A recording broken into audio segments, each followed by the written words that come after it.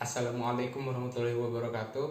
Tepangkeun nami abdi Deka Novela Kriana, abdi di kelas 11 IPS 1. Dia abdi bade ngadugikeun biantara ngeunaan tata krama basa Sunda. Wilujeng wengi sadayana Bapak sareng Ibu guru nu dipikahormat ku abdi sareng rerencangan nu dipikaresep. Langkung ti payun, hayu urang sami-sami panjatkeun puji sareng syukur ka Maha Kuasa anu tos maparingkeun rahmat sareng kasehatan ka urang sadayana. Kusabab eta, ayeuna urang tiasa hadir di dieu dina dinten ayeuna. Hadirin sadayana, dina danget ayeuna abdi bade ngadugikeun biantara ngeunaan naon sih aya tata krama Sunda teh?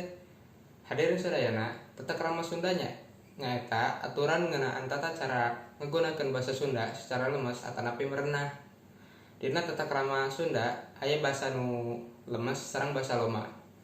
Aya basa nu lemes mah biasana diangge lamun urang nalika ngobrol atau nyarios kanu leuwih kolot saperti nini urang sareng jalmi anu dipikahormat saperti ka guru.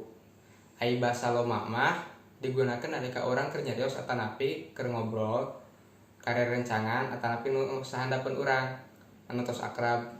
Janten ai lamun nyarios kanu dipikahormat atawa nu kolot mah saena urang nyarios ngangge basa lemes, tapi ai ngobrol karerencangan atanapi sahandapeun mah puyos ngangge basa loma oge.